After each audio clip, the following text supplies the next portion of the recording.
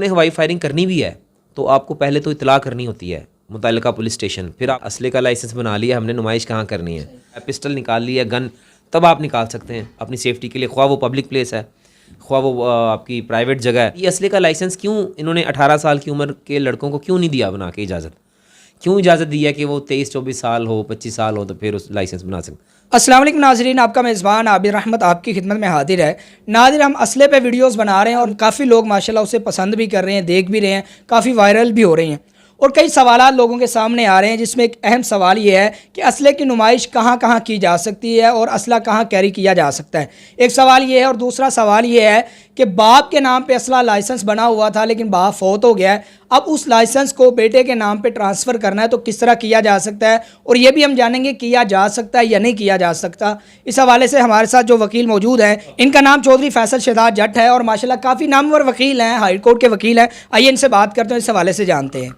अस्सलाम वालेकुम सर। वालेकुम अस्सलाम।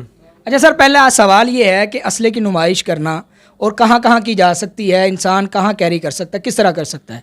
देखें, आम जो पब्लिक है, अवाम है, वो तो असले की नुमाइश करना तो पाबंदी है इस मुल्क में कि कानून की जो बालादस्ती है, रूल ऑफ लॉ जो जिस मुल्क में होता है उसमें आम अवाम हाथ में असला लेके नहीं नुमाइश कर सकती।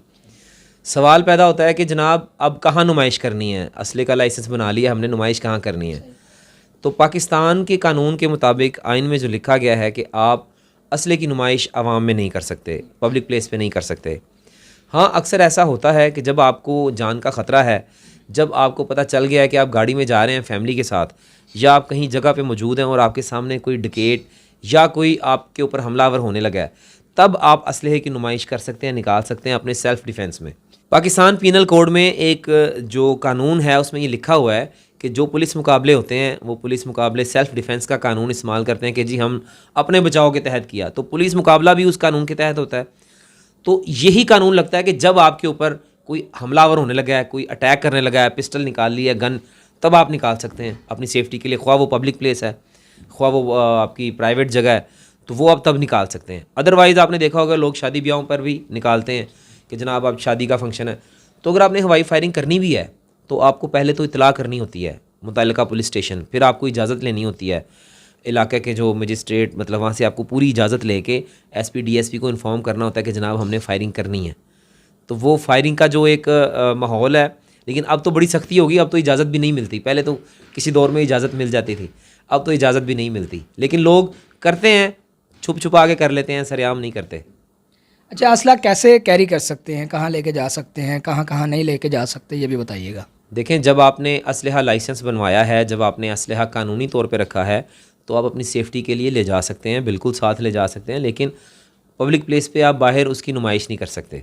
सिक्योरिटी और सेफ्टी के मकसद के लिए आप उसको रख सकते हैं, आप उसको आवाम में लहरा नहीं सकते, क्योंकि जिससे अगर आपके हाथ में गन होगी तो वो दहशत की अलामत होगी और आम लोग आपसे डरेंगे, तो ये कानून की खिलाफ वर्जी होगी।